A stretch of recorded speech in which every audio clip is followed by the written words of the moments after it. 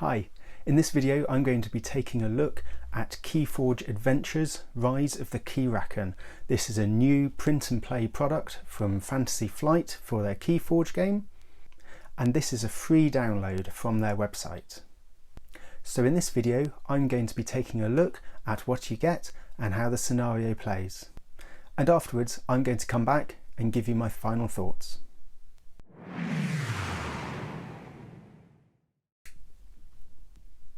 Okay, here's the setup for the scenario. The oversized Keyraken card is placed in the centre of the play area.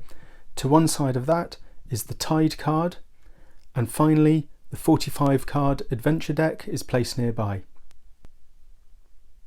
The Keyraken is a tough opponent. It has 30 times the number of players worth of power, but it only does 3 damage while fighting. However, the Keyraken gets +2 armour for each unforged key the active player has. So although you cannot win the game in this scenario by forging keys, you can use that as a way to reduce the Keyraken's armour and make it more vulnerable to your attacks. And if the Keyraken is destroyed, the players win the game. The Tide can be either high or low, depending on which side of the card is facing up. When the Tide is low, it costs 3 amber per player for the Keyraken to advance. If the Keyraken advances 4 times, it wins the game. When the Tide is high, it costs the Keyraken 6 amber per player. This is important because there's a lot of effects in the game that are different depending on whether the Tide is high or low, and the players can use the Omni effect on the low Tide side of the card to spend 2 amber per player to raise the Tide. The adventure deck consists of 45 cards, which are either creatures, artifacts, actions, or upgrades. The Keyraken will draw cards from this deck on its turn.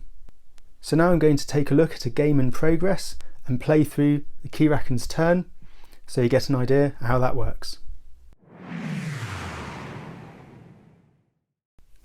Okay, here we are, partway through a game. You can see that the Keyraken has advanced twice already, so it's halfway to winning. It's got 3 amber. The Tide is high, so it needs 6 amber per player to advance. Just above the adventure deck is the discard pile. Just above the Keyraken card are the Keyraken's archives, which it will draw during the upcoming turn. You can see on the card it's taken 6 damage already. It has 1 artifact in play, the Swift Current, and it's got 1 creature in play, the Tenacious Arm. Now it's worth mentioning that the Keyraken itself doesn't actually count as a creature. It's its own card type, a Keyraken card type, so any effects you have that affect creatures don't affect the Keyraken at all, but they do affect its arms and tentacles. So the first step of the Keyraken's turn is to check if it advances. Depending on the Tide, that requires 6 or 3 amber. So we can see high Tide needs 6 amber, it has 3. It will not advance. This cost is modified by card effects that modify key costs as usual. The second step is to draw adventure cards. First of all, you check the archives. If the Keyraken archived anything the previous turn, you will draw these cards first. So let's take a look at the archives. We've got Primordial here, that's an upgrade. The Keyraken gains Reap, Archive 1 adventure card. After a player forges a key, destroy Primordial. That goes just under the Keyraken card as an upgrade attachment. So that's the archives dealt with. Next we draw 2 cards because we're using the standard difficulty. First card is a creature, Crushing Arm. Prey, the least powerful flank creature.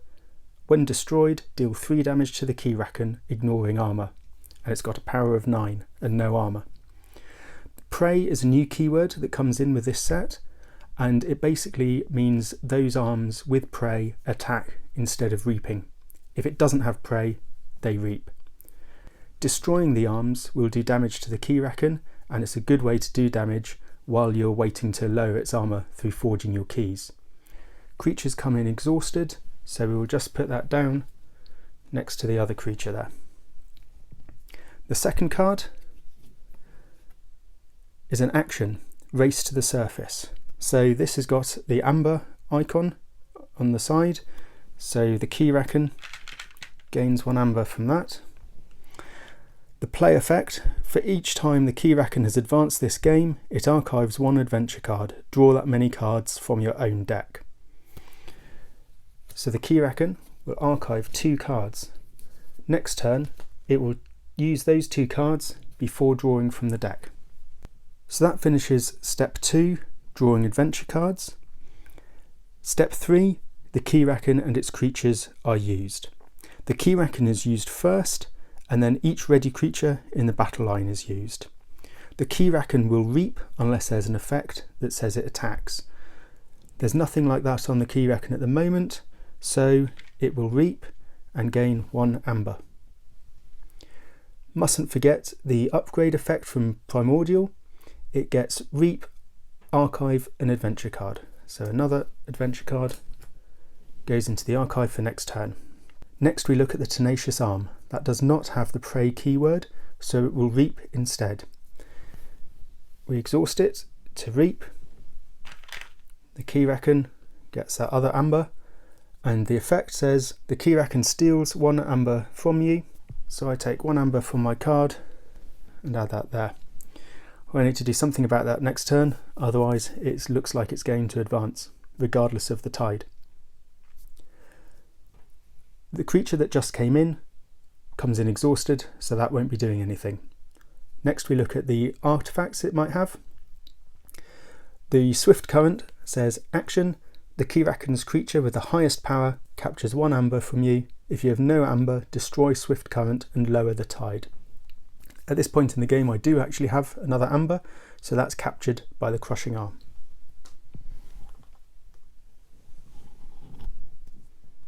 So that's steps 3 and 4. Step 3 is the Keyraken and its creatures, and then step 4 is the enemy artifacts being used. Finally, step 5, the Keyraken and each of its creatures and artifacts ready.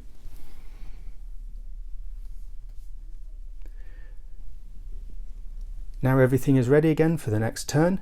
It's going to be quite a tough one. The Keyraken looks like it will be able to advance unless I can do something. It has 3 cards in its archive, so next turn it will be drawing those 3 cards plus the 2 from the deck.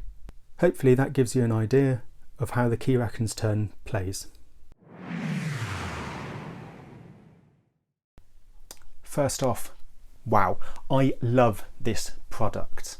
Taking the 1v1 standard game of Keyforge and then adding into the mix some co-op and solo play is just a great idea. I love it. I really do.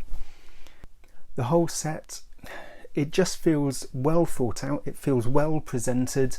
A lot of effort has gone into this. It's not just some, oh, here's a free little gimmick for you to try. This is, it just feels really good. And what's better is that there's another scenario. So although there's a lot of replayability in this one, you're probably going to get a little bit bored eventually from just fighting the same big monster over and over and over. But there's another scenario coming out next month.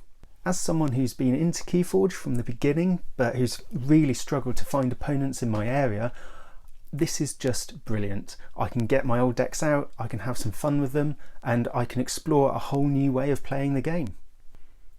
If there was just one slight downside to this, I would say that I've had people ask me, where can I buy this from? Well, you can't, obviously. It's a free product, which is brilliant, but there's some people who don't really want to go to the effort of printing out all the cards, sleeving them. It's just a lot of effort for some people who would just rather go and buy the product. So, although I love the fact it's print and play, and that's an amazing thing, I would kind of like them to release a physical product. I would like for this to move into the physical realm and just be an ongoing range that they use and that they support. There's lots of potential here. I'm a big fan of Arkham Horror and Marvel Champions, and there's nothing wrong with every month buying a new set, buying a new expansion. It just adds so much to the game, and if they went down this route with Keyforge, I'd be there all the way for this. It is brilliant. So thanks for watching. I hope you found this useful. I'm going to do a playthrough of the scenario in a future video, so please hit that subscribe button.